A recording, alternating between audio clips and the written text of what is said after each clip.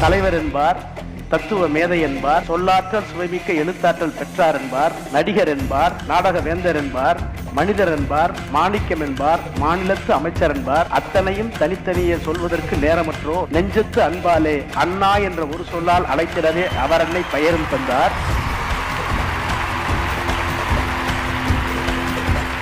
பெரியாருக்கு பாஷாபிமானம் கிடையாது, தேசாபிமானம் கிடையாது. அப்புறம் என்னத்துக்கு நீ பெரியார்? ஒரு சக்கிலி பையன் சக்கிலி தான், நாடார் பையன் நாடார் தான், தேவர் பையன் தேவர் தான், ஐயர் பையன் ஐயர் தான் பிறப்போடு முடிச்சு போட்ட வரலாறு இந்த சமஸ்கிருதத்துக்கு இந்து மதத்துக்கு தான் உண்டு. அது தமிழுக்கு 3000 வருஷத்துக்கு முன்னாடி தமிழ் இலக்கியம் சொல்லுது, ஒரு பெண்ணுக்கு அழகு என்பது முகத்திலோ மார்பிலோ உடல் வனப்பிலோ அல்ல, அந்த பெண் கல்வி கற்றிருந்தா தான் அழகான. 2G அறக்கட்டளைக்கு தானே வாதாடி அந்த வழக்க வென்றதான் கேள்வி. அதுக்கு என்ன முகாந்திரத்தை அவர் பயன்படுத்தினாரு? 2G அதான அரை உண்மைகளும் முழு பொய்களும்.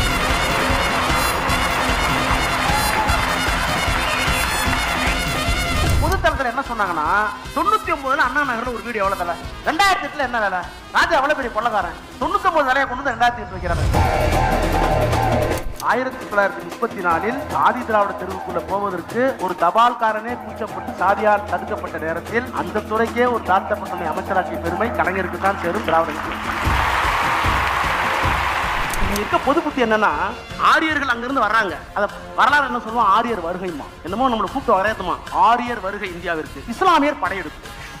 புரியுது உங்களுக்கு?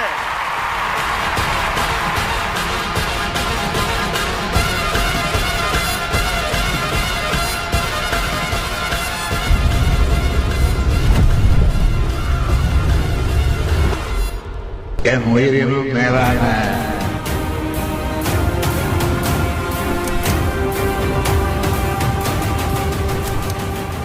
அனைவருக்கும் வணக்கம்.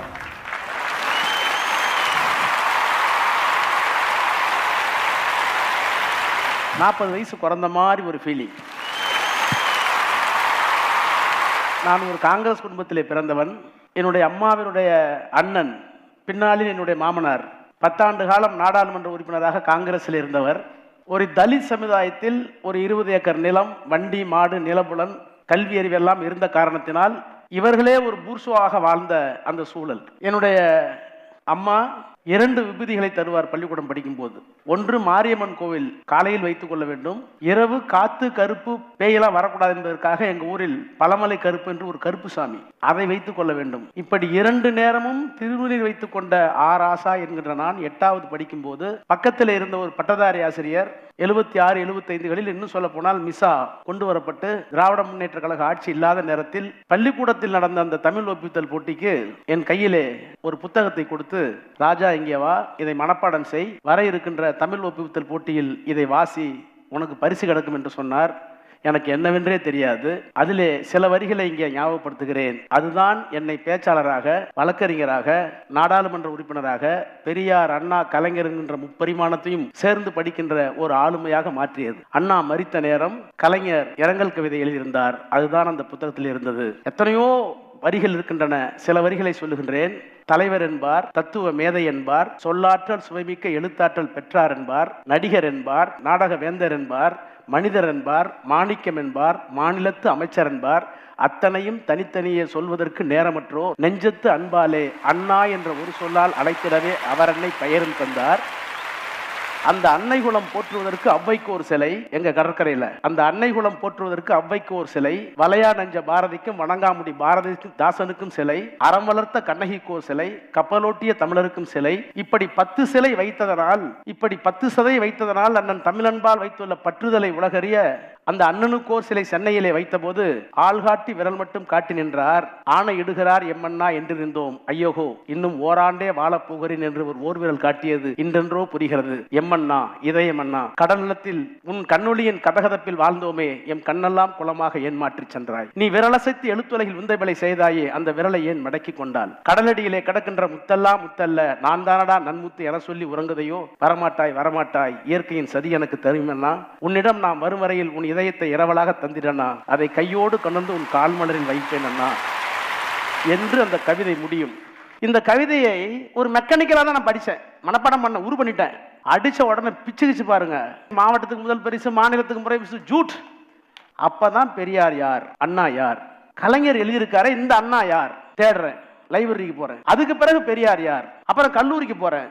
அங்க சில பேர் வந்து மார்க்சிய சிந்தனைவாதிகள் வர்றாங்க. இல்ல பெரியார்லாம் பத்தாது இந்தியாவுக்கு, மார்க்ஸ் வேணுங்கிறாங்க. அப்ப மார்க்ஸுக்கும் பெரியாருக்கும் என்ன முரண்பாடு? இந்த ரெண்டையே படிச்சுட்டு இருக்கேன், வழக்கறிஞரா வர்றேன். அங்க ஒரு தலித்திய சிந்தனையாளர், இல்ல பெரியாரும் பத்தாது, மார்க்சியும் பத்தாது, வர்க்கமும் பத்தாது, வருணமும் பத்தாது, அதற்குள்ளேயே இன்னும் சாதி கீழே கிடக்கு, அம்பேத்கரை படினாங்க, அதையும் படிச்சேன். எல்லாவற்றையும் படித்து விட்டு தீர்வு எங்கே இருக்கிறது என்றால் அது திராவிடத்தில் தான் இருக்கிறது என்கின்ற முடிவான முடிவுக்கு வந்ததற்கு பிறகு கலைஞரிடத்திலே வந்து, அண்ணன் முரசொலி மாறனிடத்திலே வந்து, அதற்கு பிறகு இன்றைக்கு நம்முடைய மாண்புமிகு முத்துவேல் கருணாநிதி ஸ்டாலின் என்கின்ற மகத்தான மனிதனுடைய நிழலில் மிகுந்த மகிழ்ச்சியாக சாதிக்க வேண்டியது இன்னும் இருக்கிறது என்ற பெருமிதத்தோடு இருக்கிற எண்ணுகிற போது நாம் 8வது படித்த அந்த உணர்வு உங்களை பார்க்கிற போது இங்கே வருகிறது. ஒரு அறவைக்காடு ஒரு ஸ்டேட்மெண்ட் கொடுத்துப்போ, பெரியாருக்கு பாஷாபிமானமும் கிடையாது, தேசாபிமானம் கிடையாது, அப்புறம் என்னத்துக்கு நீ பெரியார் கேட்டார். இதுதான் அரை உண்மை, முழு பொய். பெரியார் என்ன சொன்னார் என்றால், எனக்கு பாஷாபிமானமும் கிடையாது, தேசாபிமானமும் கிடையாது, எனக்கு மதாபிமானமும் கிடையாது, எனக்கு இருப்பதெல்லாம் மனித பற்று ஒன்றுதான். மனிதன் சுயமரியாதையோடு வாழ வேண்டும். அம்பேத்கர் சொன்னார், பாரதிதாசன் சொன்னார், மானிட தத்துவம் நான் என்று கூ. உனக்கு மொழி இருக்கலாம், இலக்கியம் இருக்கலாம், பண்பாடு இருக்கலாம், எவ்வளவு பெருசு வேணாலும் இருக்கலாம், என்னுடைய தமிழ் உயர்ந்தா கூட இருக்கலாம். ஆனால் அந்த தமிழ் ஒருவேளை வருண பாகுபாட்டை ஆதரித்திருந்தால் அந்த மொழியை நான் நேசிக்க மாட்டேன். என் அம்மா தாய் தான், கோரப்பல்லா கூட இருக்கலாம், கருப்பா கூட இருக்கலாம், ஆனா என் தாய் தான். ஆனால் நமக்கு இருக்கிற பெருமை, நம்முடைய தாய் தமிழ் அழகாகவும் இருக்கிறான், அவ்வளவுதான். எனவே மொழி பற்று என்பது இருக்கணும், உன் மொழி சரியா இருந்தா.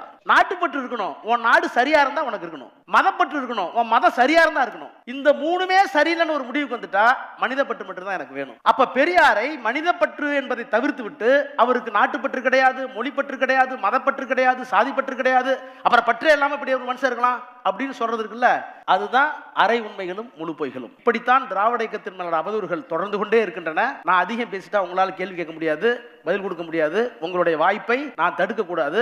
உங்கள் வாய்ப்பை நான் தடுத்தேன்னா நான் பிராமணன் ஆயிடுவேன். If the opportunity is denied to anybody, then I will be Brahmin. ஏன்னா பெரியார் பார்ப்பனியம் என்று சொன்னார். அதென்ன அம்பேத்கர் ரொம்ப அழகா சொன்னார். பார்ப்பனியம் அக்ரஹாரத்தில் மட்டுமல்ல, பார்ப்பனியம் முதலியார்ட்டி இருக்கு, செட்டியார்ட்டி இருக்கு, நாடார்ட்டி இருக்கு, தேவர்ட்டி இருக்கு. ஏன்னா by Brahminism I do not mean the power and privilege accrued by a particular community. By Brahminism I mean negation of liberty, equality and fraternity. யாரெல்லாம் சமத்துவத்துக்கு எதிரியோ, யாரெல்லாம் சகோதரத்துக்கு எதிரியோ, யாரெல்லாம் சுதந்திரத்துக்கு எதிரியோ அவெல்லாம் பிராமணன் தான். அப்ப பிராமணியம் என்பது சமத்துவத்திற்கு, சகோதரத்துவத்திற்கு, சுதந்திரத்திற்கு எதிரியாக இருக்குமானால் அதுதான் பிராமணியம். அந்த விதத்தில் நான் பிராமணியத்தை கடைபிடிக்க விரும்பவில்லை. உங்களுடைய வாய்ப்பை மறுக்க விரும்பவில்லை. கேள்வி கேளுங்கள், பதில் வரட்டும். இடையில வேண்டுமானால் நான் வருகிறேன். ஆரியம் திராவிடம் இதுக்கு இடையிலான இப்ப ஆரியத்தை பாத்தீங்கன்னா பெண்ணடிமை, பிற்போக்குத்தனம், மத மற்றும் சாதியவாத அடக்குமுறை, ஒடுக்குமுறை, இதெல்லாம் வந்து ஆரியம். திராவிடம் அப்படின்னா பெண் விடுதலை, சமூக நீதி, சமத்துவம், ஜனநாயகம் எல்லாமே பேசலாம். ஆனா இந்த திராவிட சிந்தனை அப்படின்றது தமிழ்நாட்டை கடந்து ஏன் செல்லல? நல்ல கேள்வி.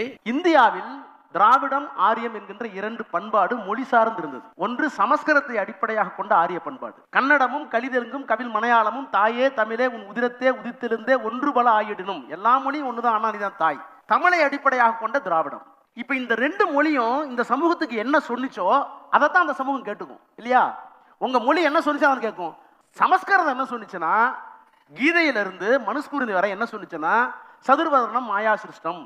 மனுஸ்மிருதி என்ன சொன்னிச்சுன்னா, நீ சூத்திரம் படிக்க கூடாது, பெண்கள் எல்லாம் பாவயோனியிலே பிறந்தவர்கள், அவர்களுக்கு எந்த உரிமையும் கிடையாது, திருமணம் வரைக்கும் அப்பா பாதுகாப்புல இருக்கணும், அதுக்கு பிறகு திருமணம் ஆயிட்டா கணவன் பாதுகாப்புல இருக்கணும், அப்புறம் பிள்ளைகள் பெற்று இறுதி காலத்துல நீங்க கிளவி ஆயிட்டீங்கன்னா, வயசாகி போச்சுன்னா மகன் பாதுகாப்புல இருக்கணும், பெண் என்பதற்கு எந்த உரிமையும் கிடையாது, ஒரு ஆணை சார்ந்து அடிமையாகத்தான் இருக்க வேண்டும் என்று சொன்னது சமஸ்கிருதம். ஜாதி வேண்டும் என்று சொன்னது சமஸ்கிருதம். ஒரு சமூகம் நிம்மதியாக இருக்க வேண்டும் என்றால் அந்த சமூகத்துல வந்து டிவிஷன் ஆஃப் லேபர் தேவை. நல்லா புரிச்சுங்க, டிவிஷன் ஆஃப் லேபர் தேவை. நான் வந்து இந்த வேஷ்டி கட்டியிருக்கேன், சவ போட்டிருக்கேன், கிராப் கட்டியிருக்கேன், வாட்ச் கட்டியிருக்கேன், செருப்பு போட்டிருக்கேன், இதெல்லாம் நானே தயார் பண்ணனா?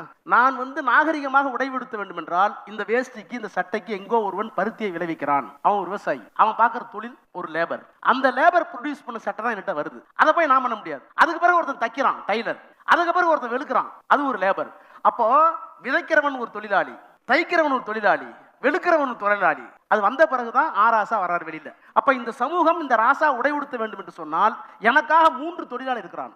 அதே மாதிரி இறந்து போனா என்ன கொண்டு போய் புதைப்பதற்கு 2 பேர் தேவைப்படுகிறார். இதெல்லாம் டிவிஷன். நீ இங்கிலாந்து போனாலும் அமெரிக்காவுக்கு போனாலும் தொழில்களை பிரித்து தான் ஆக வேண்டும். பார்பர் கிராப் எடுத்து ஒரு ஆள் தேவை, செருப்பு தைக்கிறது ஒரு தேவை. ஆனால் அது பிறப்போடு முடிச்சு போடக்கூடாது. எல்லா ஊர்லயும் பார்பர் இருக்காங்க. நீங்க இங்கிலாந்து போங்க, பார்பர் ஷாப் இருக்கும். ஆனா அவங்க அப்பா யாரா இருப்பாரு? அவங்க அப்பா வந்து நகைக்கடைக்காரரா இருப்பாரு, நட்டப்பட்டிருப்பாரு, இதுக்கு வந்திருப்பாரு. டிவிஷன் ஆஃப் லேபர் என்பது வேறு. அம்பேத்கர் சொன்னார். ஆனால் இந்து மதம் என்ன செய்தது என்றால், சமஸ்கிருதம் என்ன செய்தது என்றால் 4 வருணமாக பிரித்து டிவிஷன் ஆஃப் லேபரர் என்று ஆக்கியது. தொழிலை பிரிப்பது என்பது வேறு. தொழிலாளர்களை பிரித்து பிறப்போடு முடிச்சு போட்டு ஒரு சக்கிலி பையன் சக்கிலி தான், நாடார் பையன் நாடார் தான், தேவர் பையன் தேவர் தான், ஐயர் பையன் ஐயர் தான் பிறப்போடு முடிச்சு போட்ட வரலாறு இந்த சமஸ்கிருதத்துக்கு இந்து மதத்துக்கு தான் உண்டு. அது தமிழில் இல்லை. தமிழ் சமத்துவத்தை போதித்த மொழி. பிறப்புக்கும் எல்லா உயிருக்கும் சொன்னது நம்ம மொழி. ஒரு புத்திசாலி கேட்கிறார், ஔவையார் படிக்கலையா? ஆதிமந்தி படிக்கலையா? பெண்கள்லாம் அதுக்கு முன்னாடி படிக்கலையா? யாருமே படிக்கலையாங்கிறார். லூசு, உண்மைதான். எல்லாம் படிச்சாங்க. படிப்புக்கு எது அழகுன்னே நம்மளுடைய சங்க இலக்கியத்தில் இருக்கு. குஞ்சை அழகும் கொடுந்தானை கோட்டழகும் மஞ்சள் அழகும் அழகல்ல, நெஞ்சத்து நல்லவம் யாம் என்று கல்வி அழகே அழகு. பெண்ணுக்கு எது அழகு? அழகான முடியா, முக சவப்பா இருக்கிறதா, மார்பு பெருசா இருக்கிறதா, இடை வனப்பு இருக்கிறதா? இது இல்லடா. எப்போ 3000 வருஷத்துக்கு முன்னாடி தமிழ் இலக்கியம் சொல்லுது, ஒரு பெண்ணுக்கு அழகு என்பது முகத்திலோ மார்பிலோ உடல் வனப்பிலோ அல்ல, அந்த பெண் கல்வி கற்றிருந்தால் அழகானவர்.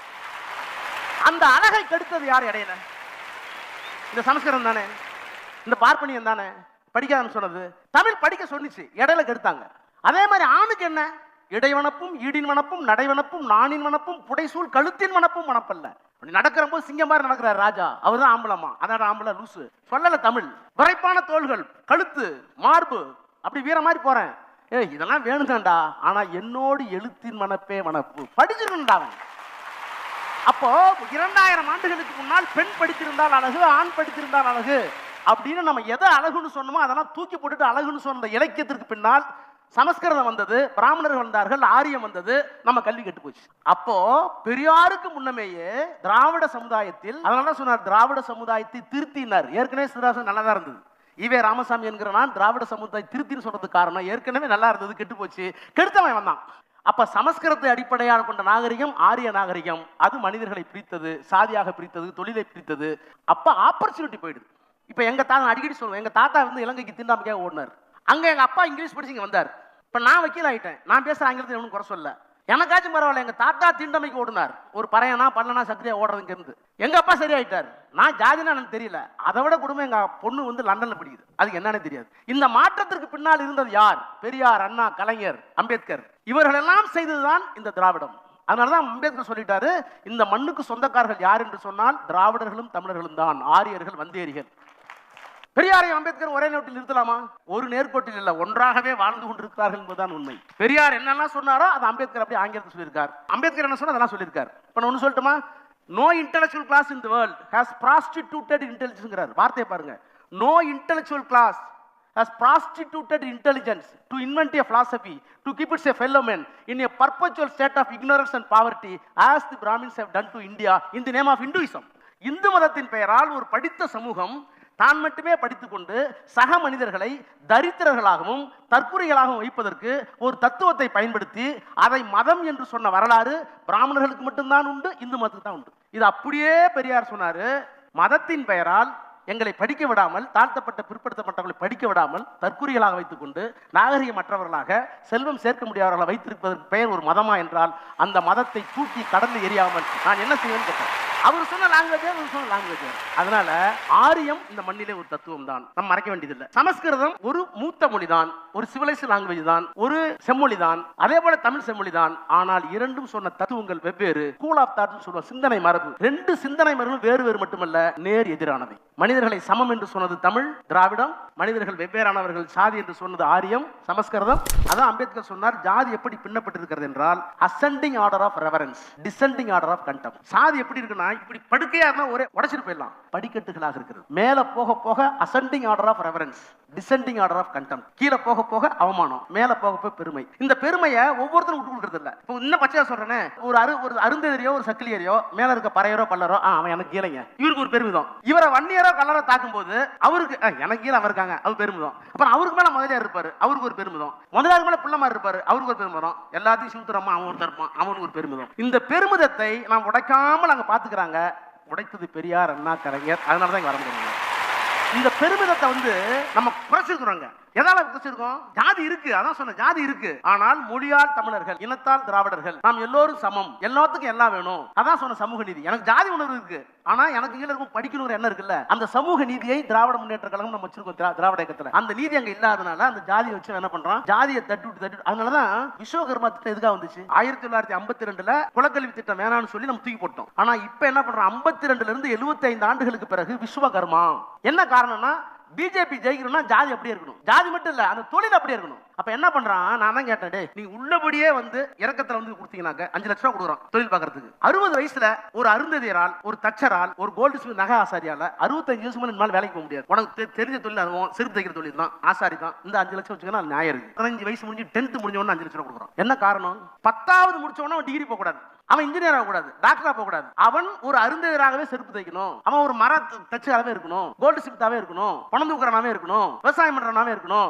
அப்ப சாதி இருந்தால்தான் இந்து மதம் இருக்கும், இந்து மதம் இருந்தால்தான் பிஜேபி வரும். ஏன்னா இந்து மதங்கிறது ஒண்ணுமே கிடையாது. ஆங்கிலத்தில் அம்பேத்கர் சொன்னார், Hindu religion is nothing but assortment of caste. ஜாதியை ஒழிச்சிட்டீங்கன்னா இந்து மதம் இருக்காது. இப்ப நீங்க ஒண்ணு இல்ல மதமாற்ற தடை சட்டம் கொண்டு வர என்ன காரணம்? இங்க இருக்கிற யாராச்சும் கிறிஸ்துவ மதத்துக்கு போலாம் தடைங்கிறான், முஸ்லீமுக்கு போலாம் தடைங்கிறான். ஏன் முஸ்லீம் கிறிஸ்துவ இந்து மதத்துக்கு வர மாட்டேங்கிறான்? ஏன் வர மாட்டேங்கிறான்? பிரச்சனை எங்க இருக்கு? ஒரு நல்ல மதம் என்ன சொல்லணும், யார் வேணாலும் எங்க வேணாலும் போய்க்க, எங்க மதம் நல்ல மதம் எல்லாம் வாங்கன்னு சொல்லணும்ல. ஒரு கிறிஸ்தவரோ இஸ்லாமியரோ ஒரு அப்துல் ரஹ்மான் இந்து மதத்துக்கு வராரு, அவர் எங்க உடையார் வைப்பீங்களா செட்டியார் வைப்பீங்களா? பொண்ணு யாரு கொடுப்பா? புரியுதா உங்களுக்கு? புரியுதா? அதனாலதான் பெரியார் அம்பேத்கர் சொன்னாங்க, Hinduism, Hindu religion is nothing but assortment of caste. அசார்ட்மெண்ட்னா பாப்பின்ஸ் இருக்குல்ல, ஒண்ணு மேல ஒண்ணு இருக்குல்ல, அதை ரெண்டா எடுத்துட்டீங்கன்னா பாப்பின்ஸ் இருக்காது. ஒரு மாடிக்கு போறோம்ல படி, அந்த படியில இடம் 4 படி எடுத்துட்டா போக முடியுமா? போக முடியாது. அப்ப இந்து மதம் என்பது சாதிகளின் தொகுப்பு. சாதியை எடுத்து விட்டால் இந்து மதம் இருக்காது. இந்து மதத்தை காப்பாற்றுவதுதான் நரேந்திர மோடி வேலை, அமித்ஷா வேலை, RSS வேலை. அதுக்குதான் விஸ்வகர்மா, அதுக்கு நாம எதிரி. அப்ப நம்ம எதிரி தரத்தில் இருக்கிறோம், அதனால தான் அவனால உள்ள வர முடியும். ஆர் ராசா 2G அறக்கட்டளைக்கு தானே வாதாடி அந்த வழக்கை வென்றதா கேள்விப்பட்டேன். அதுக்கு என்ன முகாந்திரத்தை அவர் பயன்படுத்தினாரு? அரை உண்மைகளும் முழு பொய்களும்.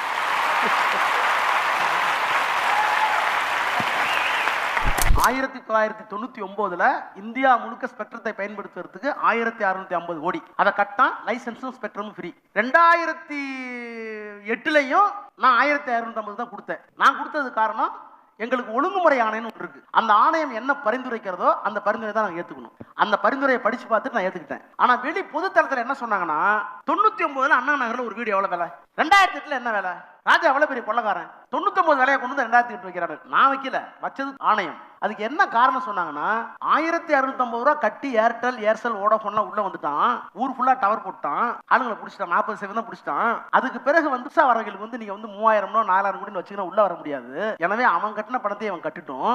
ஆனா தொடங்கின பிறகு, வியாபாரத்தை தொடங்கின பிறகு, டவர்லாம் போட்டதுக்கு பிறகு ஏர்செல் என்ன கட்டுறாங்களோ அதை விட 2 மடங்கு வருவாயில பங்கு கட்டணும். அப்போ 2 விஷயம், முதல்ல கட்டுறதை கம்மியா வச்சுக்கிட்டா மாசம் கட்டுற அரசு வர வேண்டிய ஒரே தூக்குறது, அதிகப்படுத்துறது, இல்லைன்னா அதை குறைச்சிட்டு இதை ஏத்துறது. 3000 கோடி கட்டினா தான் உனக்கு ஸ்பெக்ட்ரம் நான் சொல்லியிருந்தேன்னா உங்களுக்கு சார்ஜ் வந்து அதிகமாக இருந்திருக்கும். இதை சொன்னது அவங்க தான். இதை புரிஞ்சுக்காம பொதுவெளியில போய் ராஜா வந்து 1999 கொடுத்தா இப்ப கொடுத்தாரு அப்படின்னு சொல்லி, ஐயோ ஆகொலை வித்து 10 வருஷம் முன்னாடி அண்ணா நகர்ல என்ன விலை, மயிலாப்பூர்ல என்ன விலை, இதை போய் இப்படி கொடுத்துட்டாரு அப்படின்னு ஒரு புது புத்தியை கிளப்பி அதை சிஏஜி ஏத்துக்கிட்டு, அதை சுப்ரீம் கோர்ட் ஏத்துக்கிட்டு, அதுக்கு பிறகு நல்ல வேலை நானே ஒரு வழக்கறிஞராக இருந்ததால் எல்லாத்துக்கும் மேல சொல்றேன், என்னுடைய தைரியத்துக்கெல்லாம் காரணமே கிடையாது. பலரும் தவறாக நினைத்தார்கள். திராவிட முன்னேற்ற கழகத்திலேயே நான் பெயர் சொல்ல விரும்பல, என்னை தவறாக நினைத்தார்கள். கலைஞர் என்னை கூப்பிட்டு தனியார கேட்டார், என்ன நடந்ததுன்னு கேட்டார். ஐயா, ஒரு மிகப்பெரிய ஆதிக்கம் இருந்தது, இந்த துறையில ஒரு மிகப்பெரிய ஆதிக்கம் இருந்தது. ஏழை எளிய மக்களுக்கு செல்போன் சேரல, ஸ்பெக்ட்ரத்தை மறைச்சு வச்சுக்கிட்டு அவங்க தான் 10 பேர் எடுத்துக்கிட்டாங்க ரகசியமா. அதை வெளியே கொண்டு வரணும்னு ரிப்போர்ட் கொடுத்தாங்க. அதை தடுக்கிறதுக்கு எத்தனையோ பேர் வந்தாங்க, என்கிட்ட பேரம் பேசினாங்க. எத்தனாயிரம் கோடி கொடுக்குறாங்க என்னன்னா சொன்னாங்க. என்ன நம்புங்க, நான் பண்ணதான் சரி.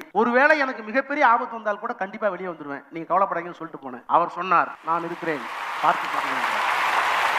வெளியே வந்து சொன்னேன், என்னை பணிக்கூடத்தில் வைத்து காப்பாற்றிய தாய் நீங்கன்னு சொன்னேன். இன்னைக்கு அதுதான் உண்மை. அவரால் மட்டும் தான் வெளியே வந்து எனக்கு ஒரு மிகப்பெரிய பலம், ஆறுதல் என்பது, இவன் ஒரு கொள்கை வீரன், தவறளித்திருக்க மாட்டான் அப்படின்னு கலைஞர் கொடுத்த பாதுகாப்பு.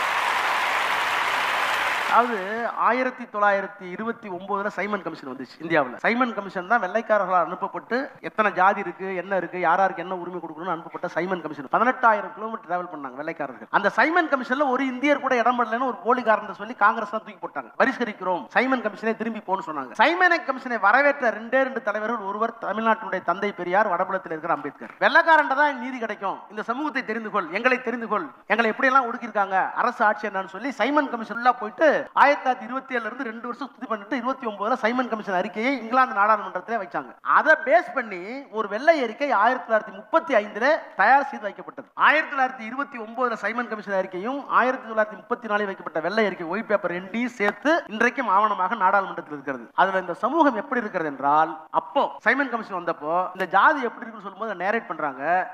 அப்ப வந்து போஸ்ட்மேனே பிராமின் தான், அட்ரஸ் படிக்கிறதே பிராமின் தான், வேற யாரும் படிக்க முடியாது, படிச்சுக்க முடியாது. அப்ப அக்ரஹாரத்துக்கு ஒரு வந்து சைக்கிள்ல வருவார், போஸ்ட்மேனா இருப்பார், வந்து முதலியார் வீட்லயோ புள்ளமார் வீட்லயோ புள்ளமார் தபால் வந்து வாங்கிக்கோன்னு தூக்கி வச்சுட்டு போயிடுவாராம். திண்ணையில முதலியார் வீட்டுல போயிட்டு போயிடுவாராம்.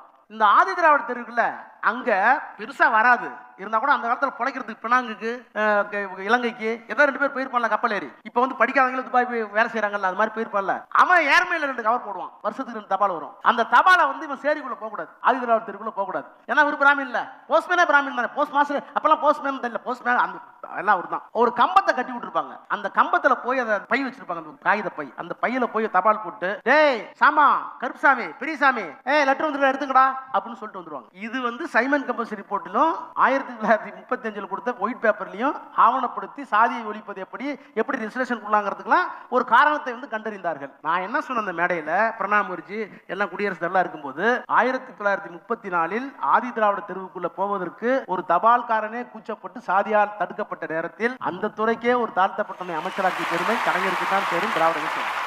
ஒரு பச்சை கலர் மோதிரம் போட்டிருந்தார் பெரியார், ராசிக்காக போட்டிருந்தாருமாங்க. அவர் ஒண்ணு இது பண்ணி கண்டுக்கல, அவர் காலத்துல வரல, அதுக்கு ரெக்கார்ட் இருக்கு. ஏதோ ஒரு சிவப்பு நாடாவை பத்திரிகை எழுதிட்டாங்க, பெரியார் வந்து ராசிக்காக பச்சை மோதிரம் போட்டிருக்காருன்னு. கோர்ட் டஸ்டா வச்சு எடுத்து போட்டார் அடுத்த நாள் குடியரசுல. இந்த பச்சை மோதிரம் வச்சிருந்தாலும் ஒரு பெரிய பணக்காரன் இது ராசின்னு வாங்கியிருக்கான். இந்த பச்சை மோதிரம் போட்டதுக்கு பிறகு நட்டமாயி இன்சூரன்ஸ் ஆயிட்டான், சொத்தெல்லாம் ஏலத்துக்கு போயிடுச்சு. எது ராசின்னு அந்த பச்சை கல்ல போட்டானோ அவன் நட்டமாயி கோர்ட்டுக்கு போய் கோர்ட்ல ஏலம் விட்ட மோதிரம், அது ராசி இல்லாத மோதிரம். அந்த மோதிரத்தை வாங்கி போட்டுக்கிட்டு நான் நஷ்டமாறன்னு பாத்திரண்டா அப்படின்னு சொன்னவர் பெரியார்.